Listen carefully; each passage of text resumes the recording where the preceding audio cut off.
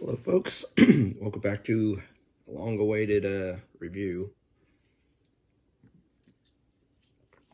on a little indie film from Ty West. He wrote, he directed, and he edited this as well. And it's produced by Eli Roth, which I'm not a fan of him. I don't like Cabin Fever. I don't like Cabin Fever 2 or the remake or any of them.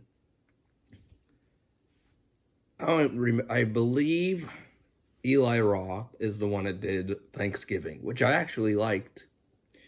I thought that was a decent Scream knockoff. A nod to the 80s, 90s slasher bit. But I didn't mind it. I did a review for it, and welcome to see it. Or listen, watch it, whatever. But I do recommend that film. I also recommend this one, because I had seen the poster, never saw a trailer for this. I heard of the movie, but it's been a long time. This came out in 2013? Then there's other places that says 2014, so I'm not really sure. On IMDb is 2013, so I guess I'll put that. But yeah, it's called Sacrament. Basically, a news team trails a man and a news team, pretty much three buddies who are in the media, journalists, I guess you can call them, reporters. One of their friends' sisters has gone missing, and pretty much he randomly gets a note or a letter from that sister, so him and his reporter friends go off to this Eden Parish land place. Pretty much, they think it's sort of like a utopia, like everybody's all happy, and the reason all these people come here either for is, of course, is a lot of religious reasons, or no racism, no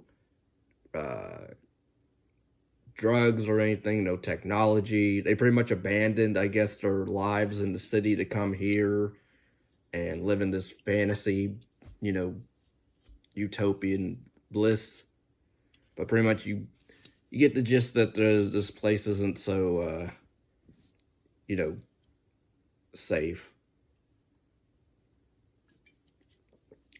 I mean, that's basically it. The guy, right off the bat, he finds his sister, and then it just goes, it's a slow burn. Because pretty much it's these three guys studying this community of people. And it was interesting to me in spots, although even when they first get there, like, they're greeted by men with guns, which then the guy, the main preacher head of this community, they call him Father, because this is pretty much a take off of Jim Jones, don't drink the Kool-Aid type thing, which they actually do that in here, which sadly, like, I hated seeing. It's not sad. I hated the fact that actually happens in real life, because that did happen in real life. It is documented, which I hate it, because you see all these people, including their families, like their children, they drink the poison or whatever, and then they all die. Spoilers. But yeah, the whole, pretty much, if you know how that story ends, and you know how this one what the community of this place will end. Although I will say, it was a bittersweet ending, because we do have two survivors. And I will say that the actors, everybody did their parts pretty well. The guy that played the head of this community, this religious, cult, I thought he did a really good job. He was probably the highlight, because he had charisma. If I can get his name, Gene Jones. They did a really excellent job. He didn't do a whole lot, but he what he did do, I thought he brought a lot to his it was his delivery and lines. Um, and granted, he does he believes in what he says, because he basically he has everybody else kill themselves, and then he kills himself at the end as well, and we get our two surviving leads, and they survive and they tell the story pretty much. This movie, oh, I forgot to mention, this is a lost footage or mockumentary, lost footage, but it's weird because it put in the credits, it's literally Ty West directed and written and edited by, like, so it's not really a lost footage. I mean, I know it's a movie, but I was still immersed in the movie, but like the fact that like he put, like, why did he put credits at the beginning when he could just did that at the end? Or like usually it's, this footage was found, or this footage was put together by so and so, or nope, just right off the bat, directed by Ty West and written by him. I mean, overall, like, it's edited fine for a lost footage film. Typical shaky cam, of course. Again, it's a slow burn, but it's more of these three guys. Well, mostly it's the two reporters. I mean, the brother of the sister is he is also a reporter or a photographer. He's more a photographer to me than a reporter, because he likes to take pictures more than he seems to want to film. His character, he dies, of course, as well as his sister dies, because all these people, you brought chaos here. I don't trust you anymore, because basically people throughout the movie, like, there's this mother and daughter who allude that we need help, we want to get out of here. And then when people are like, other people from the community are like, oh, there's a helicopter here, we want to leave, it's time for us to go. And then pretty much that's what creates chaos, when they find out there's a helicopter and there's a way out of here, but not really, because the helicopter can't fit all these people on it. And even the helicopter, the pilot's like, the deal was only you 3 or 4, because I guess they were going to take the sister. But pretty much she lights herself on. She pulls a wicker man at the end. Well, pretty much she pulls I would say a wicker woman in her demise. I'll just say that. Which, I hated her character, because granted, I know all these people are like brainwashed or whatever, but like the fact that, like, granted, she does get a comeuppance, but it seemed like that was her. She seemed like she wanted to go that way anyway, so it seemed like she was satisfied going out like that. So then, I don't know, it wasn't really a to me. Granted, her character does die, but like, to me, it wasn't as satisfying as, I don't know, get one of the lead characters just shoot her in the head or something. Or torpedo her or something.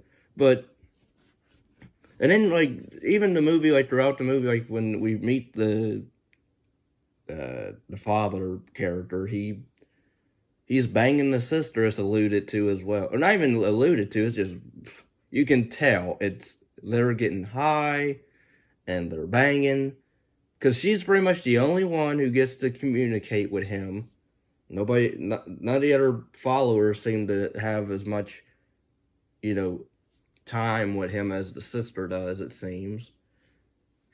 And I guess she was getting her brother laid that night as well at the party, because they have a celebration and they do an interview with the father guy. You do get explanations of why these people either wanted to join here, or why they would never, want to go back to the United States. Which, you know, I'm not gonna get political or anything on this, but I wouldn't mind if, you know, you have a peaceful, I mean an actual peaceful little community where you don't do, where you don't, you know, commit self-harm from on anybody or yourself. Other than that, I think if you like had a community of people, you know, living together, treating each other equal, I think that'd be awesome. I wouldn't mind that, but the fact that like this guy, he twists it into, oh, we gotta, because he's paranoid of, I guess, government agencies and the government are watching him, so he commands his people to, you know, kill themselves, even though he's like, oh, we need to go out our way. But then he's picking, he basically, it's a hypocritical, because he's like, oh, why don't we choose the way we go out? But then he's choosing for them, because he ends up either poisoning them, or he's gonna have his armed dudes shoot them down. So it's like, what are you talking about? Choose our way to go. You're choosing for us either way. Like, what? And I hated the shots of the kids, you know, consuming the poison, and even the nurse or the doctor or whoever is at this place, who seems like she's the only one who's a you know, in the medical field. She, at one point, she puts a shot of this poison in a baby, literally, and the mom is just looking away as if, you know, oh, like it's not in any pain. I'm like, you hear your baby crying, and you see what's gonna happen. You know what's gonna happen, and then you still let this go on. But okay, so yeah, like that whole scene with everybody either falling over and, you know, puking and dying, basically, that was really sad to see. But I mean, that's what happens, like, in real, you know, sadly, there's places like that with people are easily influenced and, you know, mentally vulnerable, and believe in, you know, whatever they're told. But anyway, you know, this movie, I didn't mind it for what it was. I was glad it had a decent ending. It wasn't a downbeat ending like a lot of these lost footage films are nowadays or before. Like, there's, at least, I wouldn't say, I don't know if I would put this as a favorite of mine, but I didn't mind it. I mean, I would say Butterfly Kisses is better. I would say The Tunnel's way better.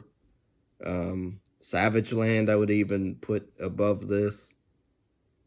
The Conspiracy is a good one. But, you know, it wasn't a bad film. I wouldn't call this a horrible film. It's not a bad film. It's just, it was alright. I didn't mind it. I do recommend, if you're a fan of Ty West,